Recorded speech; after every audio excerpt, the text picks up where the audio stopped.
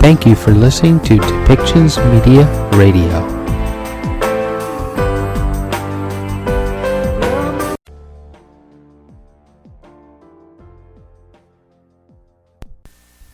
Welcome to Policy and Rights, the show about government policy and human rights.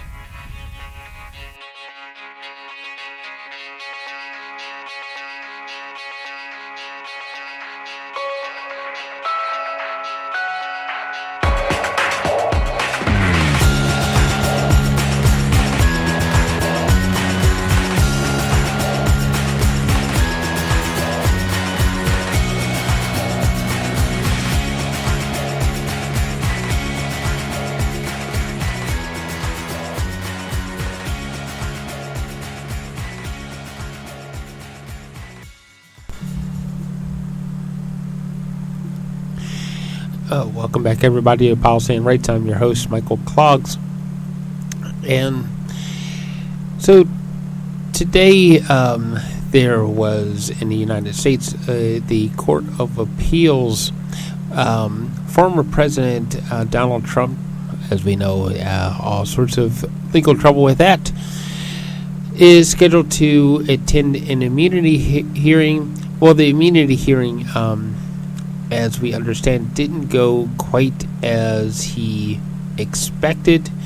That the judges were not in agreement with his lawyer's argument for his immunity, and there's more to come on that, I guess, as we move forward. And there's still a few states that have removed Donald Trump from the ballot using legal means. So we'll see what more happens with Donald Trump and his quest for immunity for actions that happened at the end of his term as president.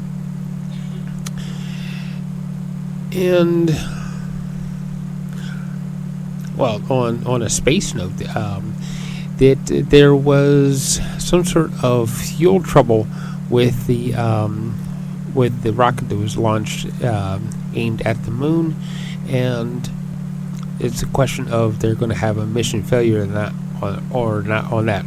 So, according to CNN, there is this ghastly statistic about Gaza. About 1 in every 100 people in Gaza has been killed since the war between Israel and Hamas began in October.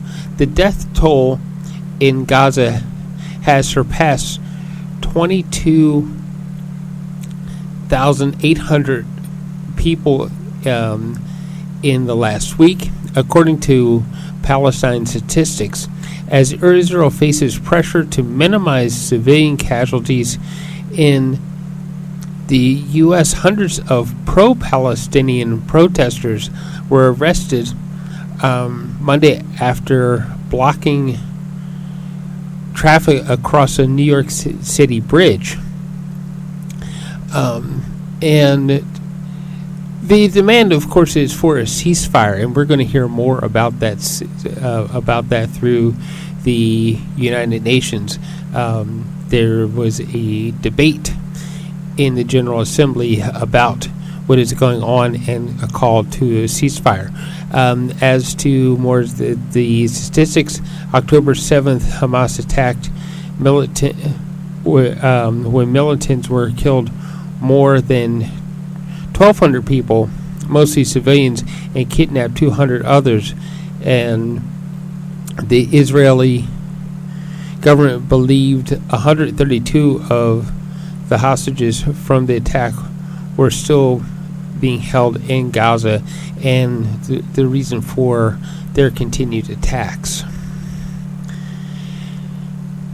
And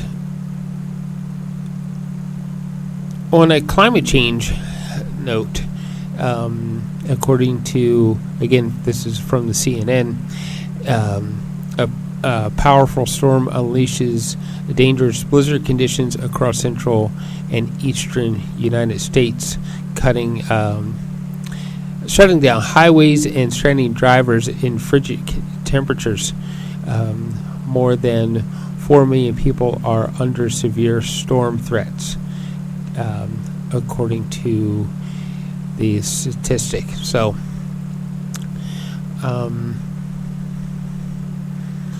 there's a lot of reports of extreme weather as our climate is changing, and the question is, are we going to see more of this extreme kind of weather in further years to come? So anyway, over to the United Nations, and we're going to hear from a clip from the UN General Assembly as Malta, a representative from Malta, makes a statement, and we thought it was a pretty powerful statement about what is going on in Gaza and how there has to be more done by other countries to slow the civilian casualties, and how Israel is just bombarding Gaza in order to get the hostages back, or more accurately, as it's being put, because at some point there was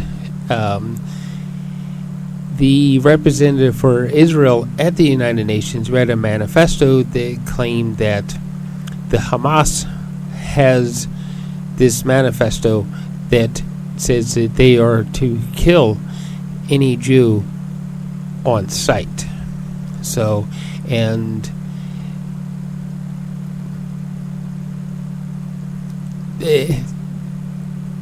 is such a manifesto reasoning enough alone to warrant the actions that they have in killing so many people in such a short time, and causing such mass devastation, where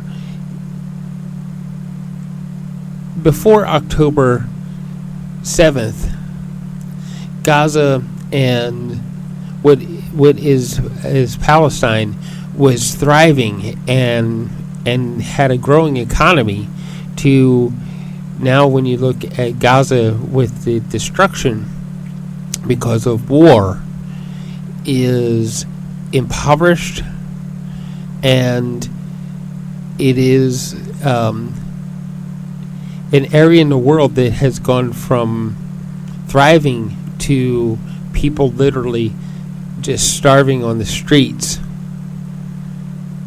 because of the fighting that is going on there. There have been images on social media about a boy just trying to find a safe place to bury his sister, and he's carrying the body around.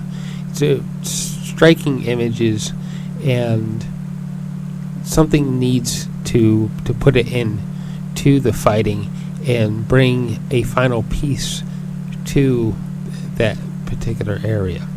So why don't we start with the statement that was made by Malta on the General Assembly floor, and then we'll hear from the press center as they had the press conference happened, and we also will have a statement from the representative of Palestine about what is also happening in the Gaza Strip.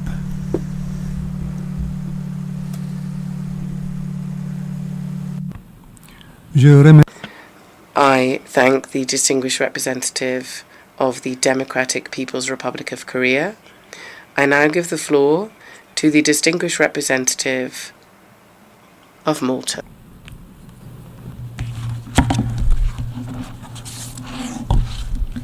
President, Excellencies, Malta regrets the context which has necessitated the holding of this debate. The gravity of the situation in the Middle East is undeniably severe. It is unfortunate that the Security Council was unable to respond to that severity with clear and necessary terms. Unity among Council members on such issues is necessary in order to protect the principles of the UN Charter, which remain a backbone of effective multilateralism. At the adoption session of Security Council Resolution 2720 on 22nd December, Malta had supported the amendment that was subsequently vetoed. The language would have called for the urgent suspension of hostilities in a more determined and decisive manner. We reiterate our belief that an immediate humanitarian ceasefire is the only way to put an end to the unprecedented human suffering unfolding in Gaza and in Israel. OCHA's reports that Gaza has become effectively uninhabitable are extremely troubling when one also considers that Gaza is still home to over 2 million Palestinians, half of whom are children. The civilian population remains besieged by heavy Israeli military attacks, compounded by extremely limited access to life-saving necessities. The risks of famine and a public health crisis are growing every day. International humanitarian law and the laws of war are clear. They apply to all parties.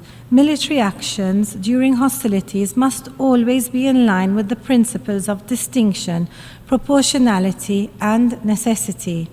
Parties are also obliged to ensure that civilians and civilian infrastructure are protected. Unhindered humanitarian aid and the safety of UN and humanitarian workers must be guaranteed. In this regard, Malta calls for the full implementation of Security Council Resolutions 2712 and 2720. Adherence to these resolutions is crucial if we are to reduce these staggering levels of human suffering. At the same time, Malta unequivocally condemns the Hamas terror acts of 7th October and the recurring rocket fire at Israeli civilians. We denounce Hamas's tactic of embedding itself among civilians and civilian infrastructure in Gaza, as well as reports of sexual violence. Malta calls for the immediate release of hostages per Security Council 2712 and deplores any violence they may endure in captivity. Turning to the broader region, the conflict has awakened increased regional turbulence and risks of conflagration. Flashpoints of spillover in the West Bank, the Israeli-Lebanese border, and in the Red Sea are deeply concerning and must be mitigated as a matter of urgency. We call for all parties concerned to exercise restraint, de-escalate, and respect the norms of international law. As the Gaza hostilities persist, focus on immediate challenges is crucial, yet planning for the future is also imperative. A post-hostility scenario demands reinforcing the Palestinian Authority for effective governance, aligned with a two-state solution with Gaza as part of an independent Palestinian state. A serious strategic dialogue aimed at realizing these objectives is imperative. Malta reiterates its commitment to the realization of a two-state solution along the pre-1967 borders, addressing the legitimate aspirations of both sides, with Jerusalem as a future capital of two states, living side by side in peace and security, in line with the relevant Security Council resolutions and the internationally agreed parameters. Thank you.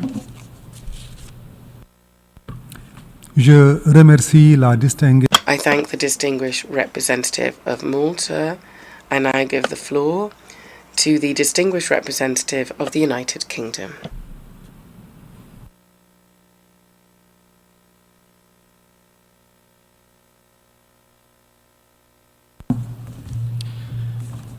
Thank you, Mr. President. Colleagues, we have heard repeated warnings from humanitarian experts on the ground in Gaza that 9 out of 10 people are only getting 1 meal a day, that over 500,000 people are projected to be facing catastrophic levels of hunger, and that disease is spreading in overcrowded areas as people go without basic health care, shelter, and clean water. So it is devastating to hear that aid is still piling up outside Gaza, undelivered to those in desperate need. The UK reiterates our... From the UN Press Center. All right, good afternoon.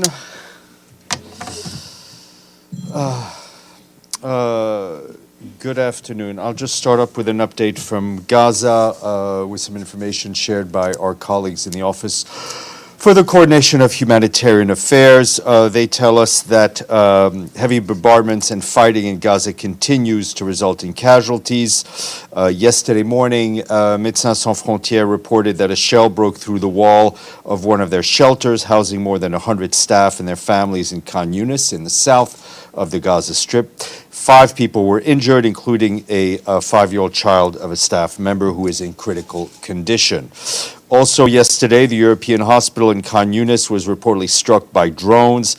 This follows several reported hits near Al-Aqsa Hospital in Deir al Balah in central Gaza on Sunday, forcing medical staff to evacuate. Our partners report that denials of coordinated movements requests are critically inhibiting time-sensitive response. Since January 1st, humanitarian partners have requested 20 convoys, of which 15 were denied and two were unable to proceed because of delays or routes that were unpassable. Only 3 went to the north, but only with modifications to the plan that wound up impacting the operations. Despite the major challenges to delivering humanitarian assistance in Gaza, our partners have provided health care and medical services to about 500,000 people since 7 October, but the needs are massive, and just over a third of more than 350 formal and informal shelters for internally displaced people in Gaza have access to any sort of medical points. At the same time, the continued denial of fuel delivery to water and sanitation facilities is leaving tens of thousands of people without access to clean water and increasing the risk of sewage overflow, significantly highlighting the risk and the spread of communicable diseases. Shelters are extremely crowded, and humanitarian partners are working there to provide essential items. Since the start of the hostilities, they have reached about more than 914,000 internally displaced people, both at UNRWA and non-UNRWA shelters with critical assistance, including 650 bed-set items and nearly 27,000 tents, more than 17,000 winter clothing kits, and other critical supplies. I also have a humanitarian update for you from Lebanon on the situation along the Blue Line. We and our humanitarian partners in Lebanon continue efforts to scale up the response and prepare the event of further escalation in hostilities, which of course would have devastating consequences for civilians on both sides of the Blue Line. According to the latest figures available, more than 76,000 people in Lebanon have been displaced by the fighting from the south as of 1 week ago. Since October 7th, we and our partners have provided 215,000 daily meals to displaced people living in collective shelters and additional food parcels for those staying in host communities. Humanitarian access continues to be constrained, mainly along the Blue Line, which is hampering our efforts to deliver essential humanitarian supplies. And also regarding Lebanon, Jean-Pierre Lacroix, the head of the UN's Peace Operations Department, arrived in Beirut, where he started his meetings with Lebanese officials and the country's armed forces to discuss the work and operations of the UN peacekeeping force in southern Lebanon, UNIFIL. As we announced on Friday, he's scheduled to meet with the caretaker Prime Minister of Lebanon, Najib Mikati, the Speaker of the Parliament, Nabi Berri, and other officials. He will then head to Naqoura in southern Lebanon to meet with a representative of Lebanese armed forces, UNIFIL leadership, and peacekeepers. In a tweet earlier today, Mr. Lacroix said the visit is also an opportunity to meet with peacekeepers, the mission leadership, to thank them for their dedication, professionalism in these challenging times.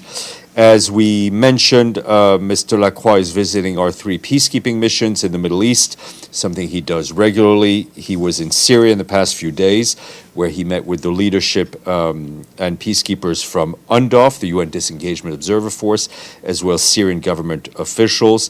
After Lebanon, Mr. Lacroix will visit the UNSO, the UN Truce Supervision headquarters in Jerusalem, and is scheduled to meet with Israeli government and military officials. Moving on to Yemen, the special envoy of the Secretary General for Yemen, Hans Grunberg, is continuing his engagements with the parties in the region. Today, he met with Ansar Allah chief negotiator Mohammed Abdullah Salam in Muscat, in Oman, to discuss the UN roadmap, which will operationalize the parties' commitments to a nationwide ceasefire, measures to improve the living conditions in Yemen, and the resumption of an inclusive political process under the auspices of the United Nations. He also met with senior Omani officials in the capital to discuss the sustaining the concerted regional support for the UN's mediations efforts. Earlier this week, he held discussions with the president of the Presidential Leadership Council, Rashad al-Alimi. He did that in Riyadh, in Saudi Arabia. And just to remind him, Mr. Grunberg is currently working with the parties upon their request, and based on commitments they already had agreed to establish the roadmap and initiate implementation of their commitments. And just lastly, on South Sudan, the Office of the Coordination of Humanitarian Affairs is extremely concerned about the well-being of refugees and returnees fleeing the current hostilities in their northern neighbor in Sudan, as South Sudan continues to see an influx of new arrivals from across the border. Our humanitarian colleagues are urgently calling for more funding to meet the overwhelming humanitarian needs at transit sites and to facilitate onward transportation for new arrivals, to ease overcrowding at these facilities. Essential supplies and services are extremely limited, and there's a growing risk of disease outbreaks. Since April 2023, nearly 500,000 people have fled Sudan to South Sudan, and in the past 3 weeks alone, more than 50,000 people have crossed over from Sudan, while thousands of others are reportedly waiting to enter South Sudan. Questions? Edie. Thank you, Steph. The European Climate Agency, Copernicus, said today that Earth shattered its global heat record last year, and it's flirting with hitting the 1.5 degree centigrade limit. Does the Secretary General have any comment on this finding? For the Secretary General, he believes that humanity's actions are scorching the earth. 2023 was a mere preview of the catastrophic future that awaits if we don't act now. We must respond to record-breaking temperatures with a path-breaking action. Mr. Guterres believes that leaders must commit to serious new national climate action plans, end the fossil fuel age, fast and fairly, and invest in helping vulnerable countries to combat climate chaos. We can still avoid the worst of the climate catastrophe, he believes, but only if we act now with the ambition required to limit the rise of global temperatures to 1.5 degrees Celsius and deliver climate justice. Mr. Bays, feels like it's been decades. It's been a long time. Sigrid Kaag started her job yesterday. She had a long meeting with the Secretary General, so perhaps we can get some clarification on how her job will work, or some aspects of how her job will work. Firstly, who does she report to? She reports to the Secretary General through Martin Griffiths, the Undersecretary General for the Humanitarian. So she's part of OCHA? She has a... Sorry, we look at... No. Oh, okay. No, she reports to the Secretary General through Martin Griffiths. She will work collaboratively with all of the UN entities on the ground, and that is OCHA, that is the Office of Special Coordinator, Mr. Veneslan's office, and of course, Philippe Lazzarini and UNRWA. And does she, I mean, is she subsuming the job that was Lynn Hastings' job as no, well? I mean, Jamie McGoldrick, as you know, was sent on an interim basis to succeed Lynn Hastings. I mean, Is he just doing the West Bank then now? She is doing what the Security Council asked her to do. So her job description is in Resolution 2173, right? That's her job description. 2720. Yeah, okay. Her job description is in Security Council Resolution 2720. And obviously, to do her job, she needs the cooperation of the parties, the Palestinian groups, the Palestinian Authority, Hamas, and the Israeli government. Have you got an understanding from all parties that they will cooperate with her? And of course, she needs the help of all the regional countries as well. She will need everyone's help, right? She is there on a mandate of the Security Council. She will work hard. She will be extremely pragmatic, and also, I think, modest in view of the enormous challenges that she is facing. She has begun to have contacts with various representatives here, and then she will travel to the region soon. She's also going to Washington, though. I believe she will go. We were told yesterday by Florencia. Yeah, no, I'm not denying it. No, but I'm not denying what Florencia said to you. Who is she meeting in Washington? We will get a more clarity closer to the date. And my final question, just because the reason I was pressing you on that is, as you know, Lynn Hastings was, the Israelis would no longer deal with her. Have you been given assurances from the current Israeli government that Ms. Karg can do her job, that she will get visas, she will get access? We have no doubt that all of the parties involved will cooperate fully with Ms. Karg to ensure that she's able to deliver on the mandate given to her by the Security Council of the United Nations. Ibtisam Azam. Thank you. So my first question is, okay, first I have a follow-up actually on James' question. You said that it's in this, her mandate is in the Security Council resolution, but it's not really clear there from the text. How is her mandate different from what you have been doing anyway until now? Look, maybe there's some questions that need to be asked to those people who drafted the Security Council resolution. Let me finish. Okay, that was my preamble. She will be there as a senior humanitarian and reconstruction coordinator. Her job is unique. It is not recreating the job of a person that already exists. She will be working with all of the UN entities that I've listed, supported by our colleagues at UNOPS, and her job is to facilitate, coordinate, monitor, and verify in Gaza as appropriate the humanitarian nature of all humanitarian relief consignments, and establish a UN mechanism to accelerate the provision of humanitarian relief consignments to Gaza, with the goal of expediting, streamlining, and accelerating the process of providing assistance, and to continue to help ensure that aid reaches a civilian destination. Would that mean but despite all that, it's still the case that in order that you get any aid to enter Gaza, whether through Rafah or Karim Abu Salim, you still need the agreement of the Israelis on how much aid you are allowed to bring in and what exactly is being allowed in. Is that correct? Yeah, I mean, the situation since her appointment to today hasn't changed in terms of the procedures. she will focus on building a mechanism as outlined, with the aim of just getting more aid into Gaza, and also look at the reconstruction. My final question is, as you know, there was a group of rabbis for ceasefire who occupied peacefully part of the Security Council.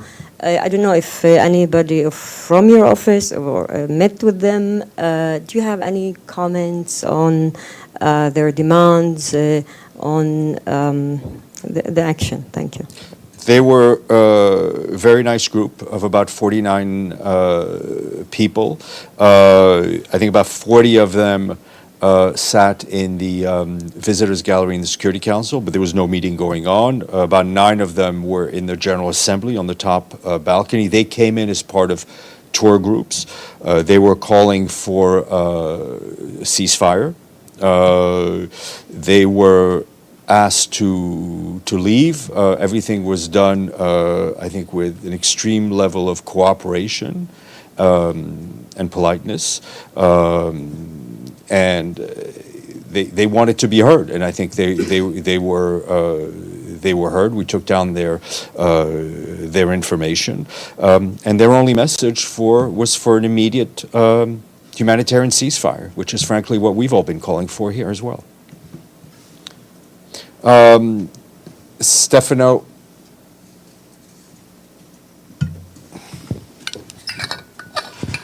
Thank you, Stefan.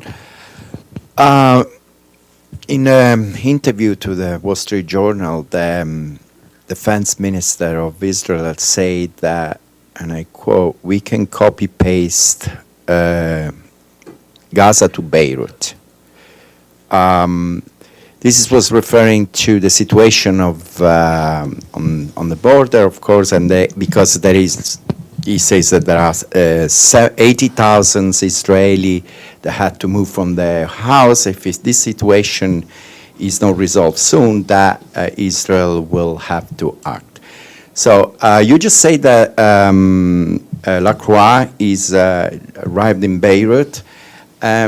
So referring, is talking about the situation with UNIFIL, but when is exactly, what are the, my question is, what if a situation like this happens, that Israel actually will invade or attack or will do something like this in Lebanon, what are exactly the rules of engagement of the UNIFIL force there? What they will have to do to protect themselves and eventually also the civilians there? Yeah, I mean, UNIFIL mandates is very clear, and it's outlined in all the relevant Security Council resolutions. We have repeatedly said, privately and publicly, that any greater escalation than what we're already seeing on the blue line, along the blue line, will be catastrophic for civilians in Lebanon, for civilians in Israel, and for the region as a whole.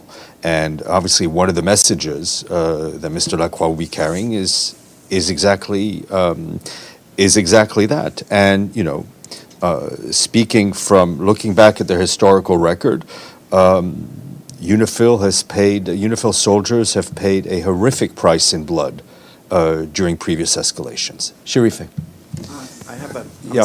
I have a follow-up because at the same time, Israel is saying that in reality, the resolution 1701, that according to the resolution, Hezbollah should never been and still operating in the area of the blue zone, and especially be armed.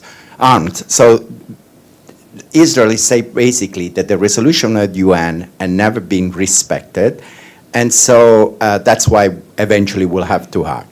At this point, the Lebanese government, just yesterday, say that they are ready to implement fully the resolution. Everybody has their responsibilities under the various resolutions, including 1701, and it is important that the Lebanese authorities restore full state authority in all areas of Lebanon, including south of the Litani River. Just the question. Do does the Secretary General think that if the Israeli act, because they say that actually the resolution 1701 was never fully implemented, will be justified? I mean, does I'm agree not gonna, with I'm not going to Israeli? hypothesize, but I can tell you, no one should take matters into their own hands. Sharife. He did kind of ask my question, but I do have a Well, follow-up. that's okay. You don't I need know to that ask would it. make you happy. You don't have to have a follow-up. Or, I do. Yeah. So basically, despite your warnings regarding an escalation in the region, there are many reports, both in Israeli and international media, that Israel is preparing for a comprehensive and maybe intensifying attack on Hezbollah in Lebanon. Do you think this would be considered within Israel's right to self-defense? I'm not going to speculate. What I and hypothesize. What I will just say is just restate the fact that we do not want to see any greater escalation along the blue line, which would have devastating impact on Israelis living in the north and Lebanese living in the south. Let me go to the screen and I'll come back to the room. Margaret Bashir, Voice of America. Thank you. Thanks, Steph. Welcome back. Happy New Year. Indeed. I have a couple, so bear with me. I'll go one by one. On the aid deliveries, you said that denials of coordinated movement requests are inhibiting OCHA's response. Who is denying them? My understanding is through the Israeli authorities. Okay.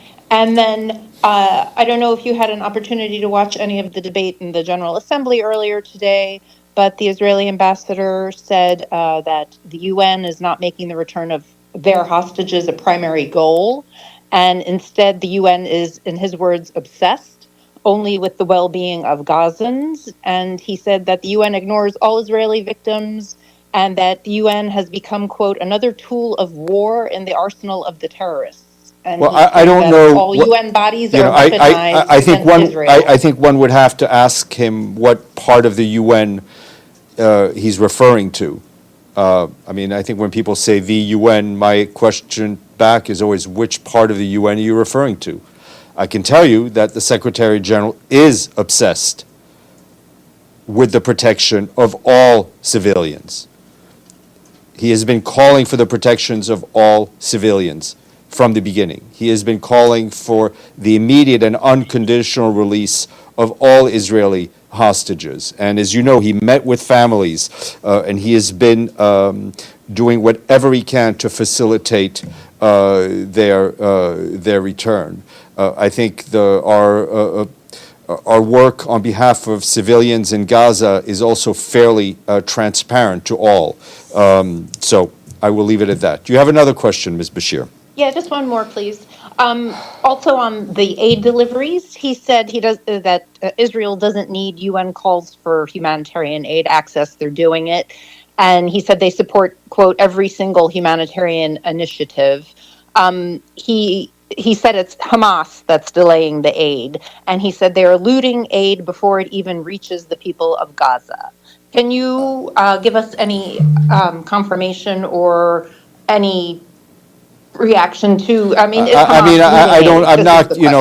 not going to play color commentary to all of these statements. I think what we're doing, what we're advocating for across the board in the Middle East is extremely transparent. I think we've been very clear about the impediments that we face in delivering humanitarian aid. We've been very clear in saying that when there was a humanitarian pause, we were able to do a lot more, and now we're trying to do as much as we can in active combat zones, which I think is clear to anybody is a slight challenge, to say the least.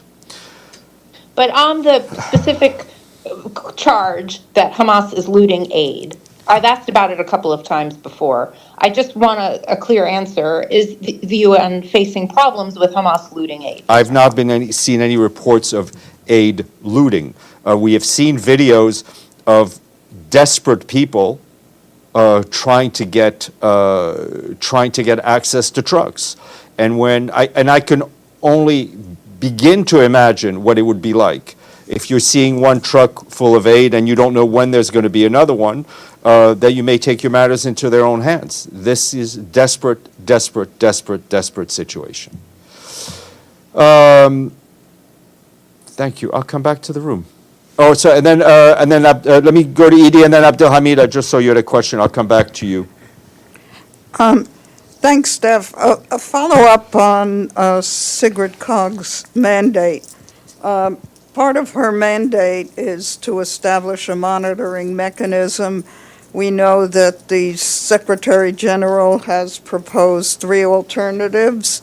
Has one of those alternatives been decided upon, and if so, which one? She will report back in due course to the Security Council and to you. Abdelhamid.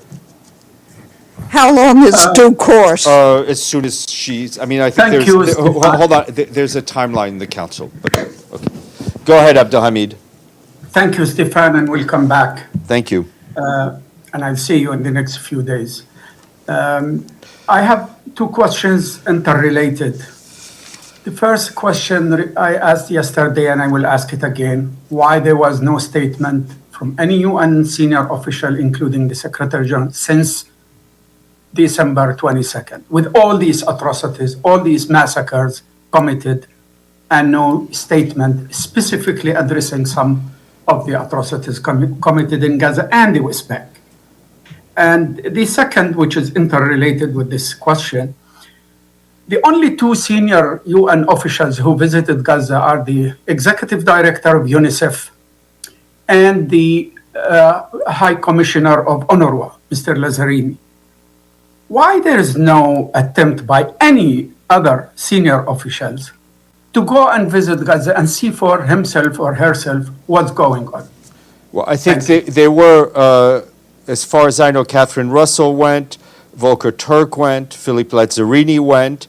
The focus right now is on us trying to get as many, how should I put it, working folk into Gaza. Right? It is very important, obviously, for senior officials to come, and they will come and do the advocacy, but it is important for us also to ramp up those colleagues who are actually doing the day-to-day work, and that's what we're doing. I think there was a statement, if I'm not mistaken, on the 29th of December, and there have been updates published every day on our website and at the briefings, and I think we have, if anything, not been silent on the situation in the Middle East. Mushfiq.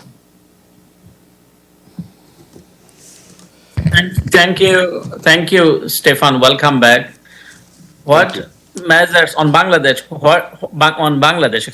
What measures is the UN Secretary General taking to stand beside the victims, oppressed and disenfranchised people of Bangladesh facing a ruthless crackdown by the regime in the name of so-called election, as we have witnessed one-sided dummy election filled with voter rigging, intimidation, and boycotting by all major political parties in Bangladesh over the weekend? Well, I mean, I think, as we've told you earlier, the Secretary General calls on, and very publicly, for all parties to reject all forms of violence and to ensure that everyone's human rights and everyone's access to the rule of law are fully respected, and that is essential for the consolidation of democracy and economic prosperity in Bangladesh. And he's, of course, concerned about reports of the violence that we've seen. Dulcie. Thanks, on Sigrid Kaag. The reconstruction aspect of her new role, what is the UN's Secretariat's understanding of that? What does it mean? Well, rebuilding. Okay, so how long is her term?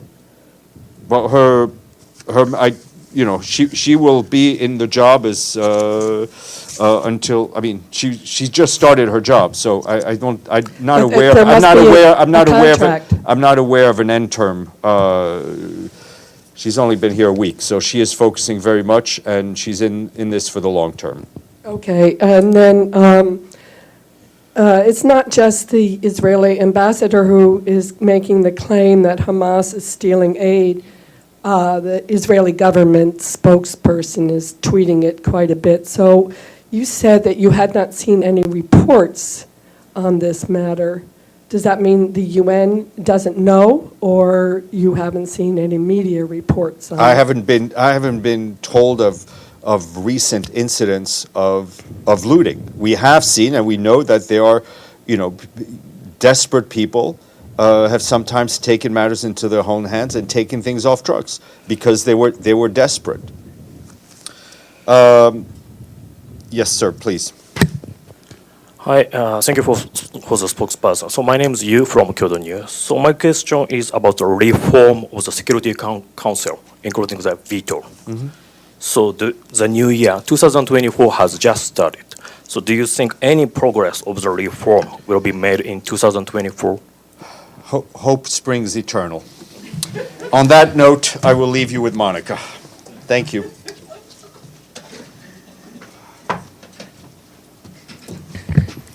So, thank you, Steph, first of all, and good afternoon, everyone. It's nice to see you again. And since this is our first briefing in 2024, so Happy New Year to all of you. Okay, we have 3 notes today, thanks. The General Assembly started a plenary meeting this morning to debate Agenda Item 63, use of the veto special report of the Security Council. This follows a veto cast by one permanent member of the Security Council on 22nd December. In connection with this debate, the Assembly has before it a special report of the Security Council circulated before. The plenary meeting debates the situation as to which the veto was cast during the Security Council meeting under the agenda item entitled The Situation in the Middle East, including the Palestinian question. The plenary meeting debates the situation as to which the veto was cast. The debate was convened by the President of the General Assembly, Mr. Dennis Francis, as he informed member states on 4th January. There are 54 speakers inscribed to deliver remarks. If not finished by 1 p.m. today, the debate will be resumed this afternoon at 3 p.m. And as a matter of fact, I looked at it before I started speaking to you. We still have 25 speakers to go. So next week on Tuesday, PJ Dennis Francis will brief the General Assembly on his priorities for the resumed part of the 78th session. The meeting will take place in the Trusteeship Council chamber at 10 a.m. on 16th January. On the same day, in the afternoon, President Francis will convene an informal meeting of the General Committee at 3 p.m. in the same chamber. And he has also invited all appointed co-facilitators and co-chairs of mandated processes to provide an update to the committee. And President Francis is encouraging all member states to attend the informal meeting. And finally, some of you asked about the Sustainability Week, and I'm looking at Emily, as she did as well. We now have a date announced by the PGA. The high-level event will take place from the 15th to 19th April here in New York. The Sustainability Week will highlight the existential threats of sea level rise on remote and vulnerable small island developing states, and will consolidate several high-level already mandated events promoting sustainability in transport, in tourism, and infrastructure sectors. The results of the event will add further momentum to the path laid at COP28 last year and ahead of the 2024 Summit of the Future next September. So, my friends, this is everything we have for today. The UN Arab ambassadors, including the representative for Palestine.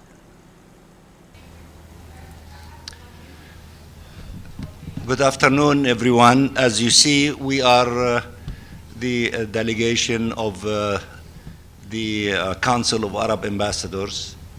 We had a very important and extensive meeting yesterday in which we discussed in depth the strategy that we are putting in place for at least the next 2 to 3 months here at the United Nations. And we emphasized again that we have been united during the course of the last 3 months of the past year around the 3 objectives that we shared them with you so many times. Number 1, to stop the aggression against our people, particularly in the Gaza Strip, which means that we wanted ceasefire immediately. The SG calls it, humanitarian ceasefire. We don't have an objection as long as it is, a ceasefire, regardless of how you describe it. Secondly, to have humanitarian assistance up to scale, according to also, again, what the Secretary General suggested from the beginning, that we should be getting closer to hundreds of truckloads, maybe 500 truckloads per day. These are the needs of our people in the Gaza Strip in terms of food, medicine, fuel, everything related to the sustenance of life of humans. And the number 3 is, to continue fighting against the crime against humanity of forced mass transfer. Of course, we've accomplished certain things in the General Assembly and in the Security Council last year, but not enough, not to the level of reaching a complete ceasefire. So to allow for the mechanism that the UN is putting in place, some of us met separately with Sigrid Kaag, and we will maybe meet with her as a group. We requested that so that we can begin the discussions related to her work and the needs of verification system by the UN in order to bypass the obstacles that the Israeli side put in place in checking every truck and delaying the process, the end result, not allowing the Palestinian people to receive the humanitarian assistance that they need. We also decided, to speak with one voice in the debate that started, in the General Assembly after the veto. And you listened to our statements. We're still repeating, ceasefire is the most needed step to be taken in order to save lives, to stop the killing, to be able to attend to the needs of the people in the Gaza Strip. So we will continue in the same path. And also, you might have known that the Secretary General issued a report about implementation of Security Council, particular resolution 2712. And also he sent a letter about different suggestions to do monitoring. So as we, Arab group, decided to ask for an open meeting of the Security Council, Friday we understand it will be, in which we can discuss to keep the issue alive in the Security Council. We will concentrate on the mass transfer, but of course we will discuss other issues, including the report and the letter. Now, we're doing these things in this week, and we will be very busy with France, who suggested to elevate the meeting on the 23rd of this month to a ministerial level. So we understand that many of our ministers have indicated that they will come to New York to participate in that meeting, in which I believe that the SG will report, Sigrid will report about the initial things that she will share with the Security Council regarding her appointment and her ideas and the mechanism that she wants to put place in close collaboration with us, Egypt, Jordan, Palestine, the other Arab countries who are, a key player in terms of the UN mechanisms under the leadership of Sigrid. Now, in between, next week, there will be a summit, 2 summits, in fact, in Uganda, NAM summits, in which, and also South-South summit. A number of us, and of course our ministers and maybe heads of states and governments will participate in that, these 2 summits. We will mobilize and try to get the maximum support that we can for the implementations of the 3 objectives: ceasefire, humanitarian assistance up to scale, and against the mass forced transfer. But also we will begin to mobilize around other issues which were adopted in the Arab OIC summit in Riyadh a few months earlier. Among these issues is to start mobilizing for going to the Security Council with the view that we believe that the state of Palestine, after changing its status in the year 2012 to an observer state, now it is high time to recognize and admit the state of Palestine for membership. This is an investment in peace and an investment in saving the 2-state solution, and also that the Arab and OIC summit endorsed the call for an international conference to be convened in order to see the implementation of the global consensus on the 2-state solution, and on the basis, the global basis in which that conference to be convened, international law and the parameters as known of ending the occupation and having the 2-state solution to become a reality. So that we are involved in these issues and in many other issues. We will continue to knock on the door of the General Assembly, the Security Council, the Secretary General, Madam Sigrid, and every component of the United Nations to accomplish the ceasefire and to accomplish the other objectives that we have been united around them for the last 95 days, and we are determined to continue being united along with the OIC, the Organization of Islamic Cooperation, and we hope that we will have also an additional push during the next week in the summit of NAM and the South-South summit. These are the things that we will do, which will pave the way for additional support in the summit of the African countries in the middle of next month, and also to be culminated in a ministerial meeting for the Arab states that will take place in the middle of March, all to try, number one, to stop this aggression, ceasefire, and all the other objectives. We wanted to share these things with you. We will continue with the, with our practice of asking you to meet with us like this, to share with you our plans and our ideas, and to to entertain your questions as much as we can. And we want to continue keeping you informed. We appreciate your work.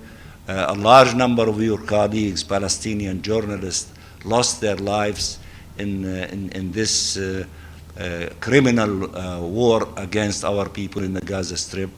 Some of the names, you know them. Some they're your colleagues, like in the case of Al Jazeera, and others. We honor them always. We have their names. We mention their names, and in honoring them, we will always meet with you and share our thoughts and ideas with you. I will stop at this point. If any of my colleagues want to say anything, by all means, before we ask you for questions.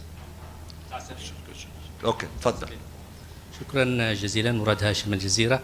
أشرتم إلى استراتيجية التحرك للمجموعة العربية خلال الشهرين المقبلين. هل يشمل ذلك مجددا تحرك في مجلس الأمن، ومتى؟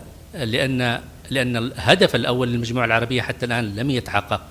رغم مضي 3 أشهر وأكثر على العدوان على غزة وهو وقف إطلاق النار، حتى ولو إن كان هذا التحرك من قبيل الضغط على الولايات المتحدة الأمريكية التي تحمي إسرائيل في الواقع، وهي سمحت بتمرير مشروعين لا يدعوان في الواقع أو قرارين لا يدعوان إلى وقف إطلاق النار.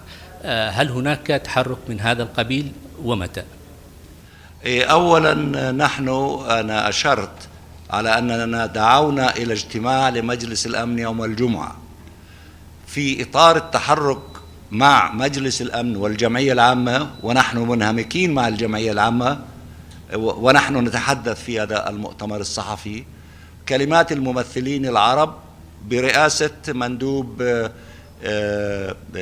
البحرين الذي هو رئيس المجموعة العربية لهذا الشهر، الذي أدلى ببيان باسم المجموعة العربية، وفي المقدمة في الطرح هي أهدافنا الثلاث، وفي المقدمة منها وقف إطلاق النار. سنبقى مستمرين في ذلك. يوم الجمعة سنتحدث عن كل شيء. فعندما تتكلم عن وقف التهجير القسري، وتتكلم عن الميكانيزم من أجل مساعدات الشعب الفلسطيني up to scale، وتتكلم عن ما يجري في قطاع غزة، لا يمكن أن تستقيم قناة صحيحة لذلك إلا إذا صار وقف إطلاق النار. فلذلك هذا الاجتماع كل من الذين سيتحدثوا منا ونحن نعمل مع مجلس الأمن عبر الممثل العربي الجزائر الآن على أن تكون جلسة يوم الجمعة إن لم تكن مفتوحة بشكل شامل، ونحبذ ذلك، على الأقل الخلية العربية المعروفة المكونة من الرئاسة والمكونة من فلسطين والمكونة من مصر والأردن وطبعا الجزائر العضو العربي في مجلس الأمن وقطر والإمارات كونها العضو العربي الذي غادر مجلس الأمن، أن يتكلموا، وجميعنا سنطرح في المقدمة من طرحنا أن كل هذه البرامج وكل هذه الميكانيزمات التي ترتبت على القرارات التي اعتمدت من الصعب أن تصل إلى الأهداف التي تريدها إذا وقف إطلاق النار لم يصبح حقيقة. فسنبقى نطرح في هذا الشأن. هذا من جانب. من الجانب الآخر سكرتيري اوف ستيت كلينتون بدأ بزيارة إلى تركيا، ثم بلينكن، ثم انتقل من تركيا إلى عمان، ومن عمان إلى قطر، ومن قطر إلى السعودية وإلى الإمارات وإلى أعتقد فلسطين، وأعتقد راح سيذهب إلى الجانب الإسرائيلي ومصر، مع كل الأطراف العربية الأساسية والرئيسية في هذا الموضوع. كل رؤسائنا يكرروا ويطرحوا وقف إطلاق النار أولا، وقف إطلاق النار أولا. فليس العمل فقط هو على مستوانا هنا في الأمم المتحدة ونحن نقوم به، ولكن كذلك العمل على مستوى العواصم وعلى مستوى الهيئات القيادية العليا. وهذا ما سنطرحه بمنتهى القوة في قمة عدم الانحياز التي سيحضرها أكثر من 120 دولة، وقمة الجنوب التي سيحضرها أكثر من 134 دولة. فلذلك يعني على كل هذه المستويات نحن نكثف الجهد لنصل إلى اللحظة التي يسلم فيها طرف رئيسي اسمه الولايات المتحدة الأمريكية، لأنه هو الذي يملك الفيتو، وهو الذي يعطي الغطاء للاحتلال الإسرائيلي أن يستمر في جرائمه في قطاع غزة، أنه يلتحق بالمواقف الأوروبية التي تغيرت والتي تدعو إلى وقف إطلاق النار أو وقف إطلاق نار إنساني. وكما موقف الأمين العام وكل رؤساء المنظمات التابعة للأمم المتحدة، نأمل أن كل هذا الجهد المشترك على كل المستويات أن يوصل إلى أن الولايات المتحدة الأمريكية أن تلتحق بالركب، تلتحق بالعالم جميعا، وصولا إلى نقطة وقف إطلاق النار. كلنا منذ اليوم الأول ونحن نعمل ليل نهار على وقف إطلاق النار. لم نصل إلى ذلك الموقف بعد، ولكن أنا أعتقد أنه بجهدنا وجهد قياداتنا والعواصم والمؤتمرات والقمم التي الجائية واللجنة الوزارية العربية الإسلامية بقيادة المملكة العربية السعودية ووزير خارجيتها، كل هذا الجهد المشترك نعتقد على أنه سيساعدنا في الوصول إلى تلك اللحظة، ووزراؤنا سيأتوا في 23 الشهر إلى مجلس الأمن ليطرحوا على هذا المستوى الأعلى الأهداف التي نريد أن ننجزها، وفي المقدمة منها وقف إطلاق النار. Edith and you, because one Jazeera English next. Thank you very much, Mr. Ambassador. Could you give us some idea of a time frame on when you plan to go to the Security Council to seek recognition of the State of Palestine at the United Nations, and also on an international conference pressing for a two-state solution? Is there a host, and when might that take place? And thirdly, on the January 23rd meeting of the Council at ministerial level, aside from a briefing by Sigrid Kaag, are you expecting any other outcome? Will there be any press statement, any possibility of a presidential statement? Thank you. Edith, you asked many questions. Some of them, I'm sorry, when I spoke in Arabic, I responded to them, but I'll try to address them also in English. With regard to the 23rd, the ministerial meeting, I don't think that we can predict to you what the Security Council at the level of foreign ministers is going to decide to do. Of course, we trust, that the judgment and the position of the foreign ministers when they are here in the Security Council, and depending on the situation on the ground and so many other factors, whether there will be an outcome and what kind of an outcome, we cannot, frankly speaking, share with you anything of that sort at this particular moment. But also, we always welcome any possibility of any outcome that get us closer to the ceasefire. This is our compass. Everything we do, it has to lead us in the direction of a ceasefire. And so this is with regard to the 23rd. With regard to the other two issues, you should, you are a very smart, journalist, and you are a good friend of mine. I gave you, something that it has been mentioned often by our ministers when they came. They spoke about, the admission of the State of Palestine to membership.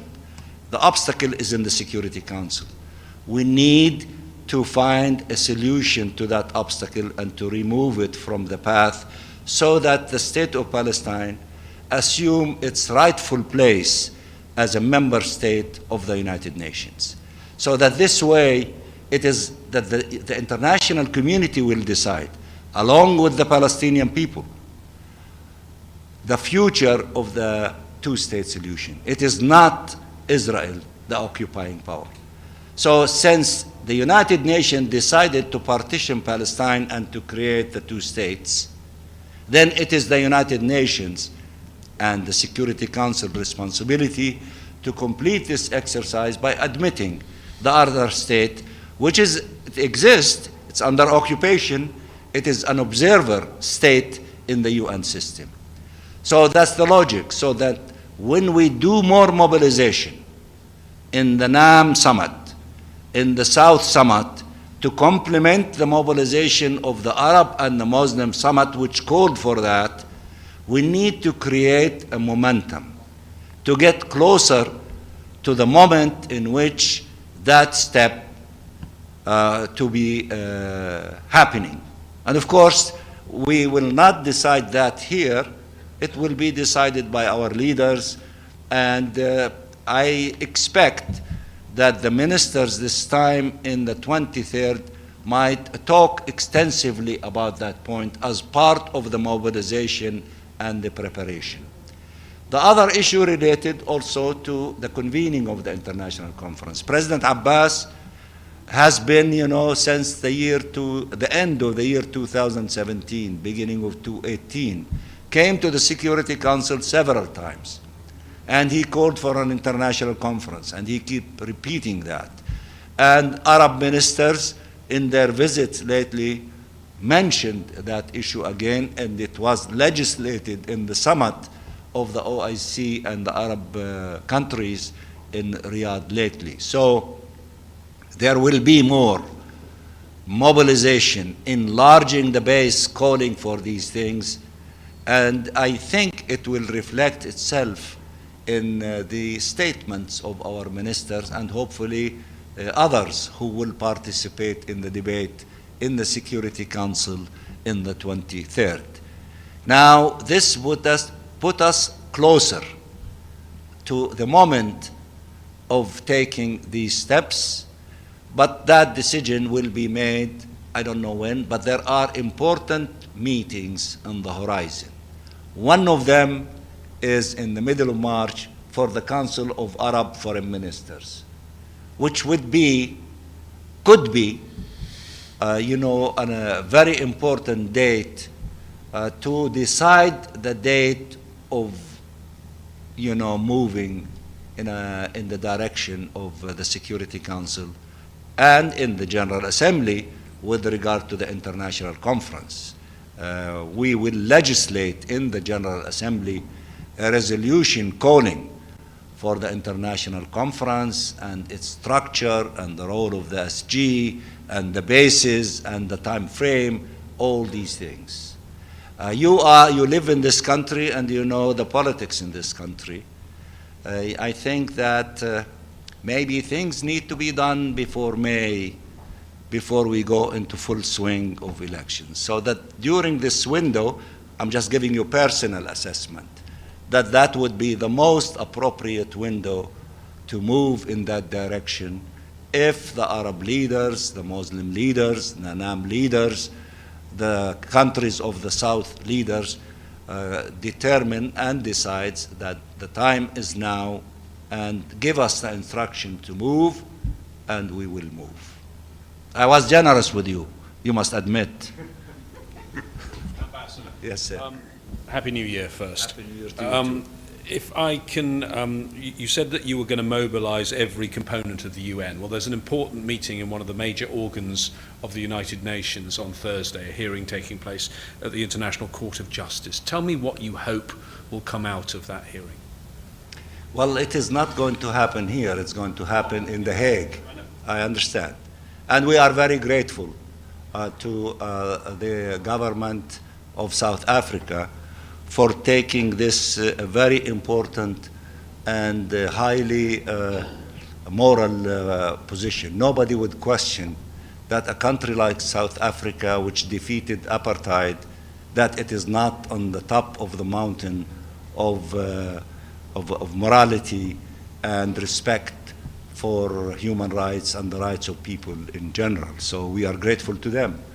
A number of our countries also did the same as Palestine in supporting this move. I know that the Deputy Prime Minister of Jordan made a statement to that effect that we are supportive. But Thursday, South Africa will submit the case. I know that by now everybody knows that there is the briefing of South Africa of about 84, 85 pages is public, and it's crystal clear for those who are fair and objective in listening to the articulation of the position.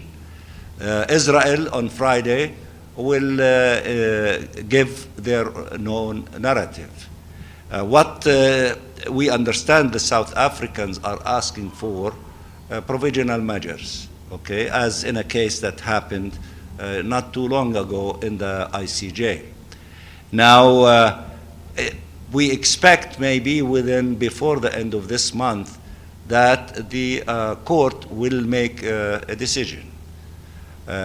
We sincerely hope that the decision will be, if not explicit, as we'd love to call for a ceasefire, so to have enough time after that to deal with the case and the merit of the case and the intent, which might take longer period of time. During that second phase, there will be tens of countries involved, at least from our side, many of our countries who are state parties to the Convention on Genocide, to participate in the deliberation on the merit of the case, and that yes, genocide is being committed by the Israeli occupying authorities against our people, particularly in the Gaza Strip, and the evidence is crystal clear.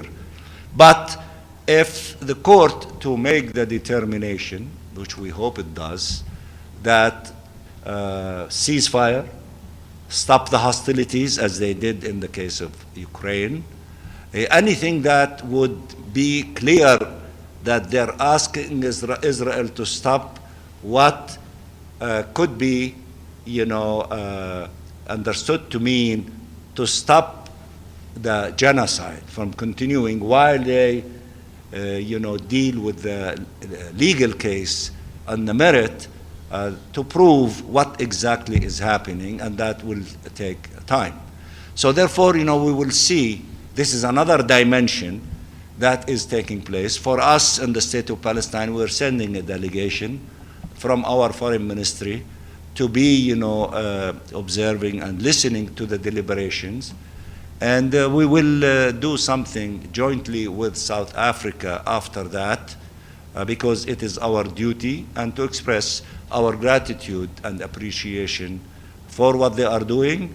And, we took steps not to disrupt and not to have deviation from dealing with the issue head on for provisional measures. So that's why, we felt that South Africa is the most appropriate country to take the lead and to do the referral to the ICJ in that case. We just have to wait and see the results, and then we will study the results and assess and evaluate and take the necessary steps after that. I think that we anybody to say anything? Say something. No, just wanted to express our full support for all the moves that the Arab group will be conducting, as the representative of Palestine has made it very clear today. Our goal is, first and foremost, for the United Nations to take all the necessary measures through its organs, especially the Security Council, for a ceasefire. This is of paramount importance for the lives and for the humanitarian disaster that's happening now in Gaza. The ceasefire is the key element that we have to work for. The other issue is to allow humanitarian aid in and access to it. We welcome the appointment of Ms. Kag as a coordinator for humanitarian aid, but we think that without a ceasefire, her mandate will be significantly curtailed. We look forward to work with her in this regard, and for the aid to move forward at a pace which will allow the alleviation of the suffering. And third, and not the least important, is the transfer of population. You can hear now voices in Israel being very serious. Yesterday there was a huge meeting in Israel, conference for the right wing, which is calling for the mass transfer of the Palestinian population from Gaza, about the 2.3 million. These voices are becoming very serious, and that became the normal in Israel now, and we have to stop this, because we know that Israel, once it transfers people outside the territory of the occupied Palestinian territory, they are never allowed back in. To change demographies, obviously Jordan is supportive of the creation, or not the creation, that the United Nations recognizes the Palestinian states, and we're going to be supportive of all the moves that Palestine is moving forward in this regard. And obviously this has to be also within the political context of establishing of having a conference, international conference, for the purpose of achieving the two-state solution. That's very important that people do not lose sight on this matter and the end goal of having two states living side by side in peace and security. This is what I wanted to say at this stage, and we are in full support of all the steps that have been put forward. Thank you. Well, thank you very much. And maybe on behalf of the League of Arab States, I would like also to speak about, in answering the question by Edith, about the need for a political horizon. I think the issue is not only to convene the conference as much as of the need for a political horizon to settle the Palestinian question and to establish the Palestinian state on the borders of 1967. And to that regard, also we have seen some very promising European moves. And the Spanish presidency of the European Union, along with Belgium, with Portugal, with Ireland, with others, have already started consulting on creating some sort of a mechanism or some sort of a meeting in a way that goes along with the convening of the conference that President Abbas have been asking for. But all of this would require that Israel stop attacking the United Nations. We all heard the absurdities that the ambassador of Israel have been saying in the General Assembly today, attacking everything in the United Nations and in the Security Council, in the General Assembly, and concentrating on some issues that we also are concentrating on, but within the overall picture of establishing the Palestinian states, preserving the inalienable rights of the Palestinian people, and getting everything settled, including what the ambassador of Israel is looking for. Thank you. Okay, in conclusion, we, on behalf of all of us, we want to express our gratitude to United Arab Emirates for all of the wonderful things that they did during, during their tenure as representative of the Arab group in the Security Council, and we welcome Algeria as the representative of the Arab group for the next 2 years in the Security Council. We are grateful. Our voice is there, and they speak on our behalf as united, strong bloc of the Arab countries, and with us also the Organization of Islamic Conference. We are a bloc to be reckoned with, and we are defending as much as we can the rights of the Palestinian people, and to see this aggression to be stopped as quickly as possible. We will keep you informed, and we thank you very much. Bye-bye.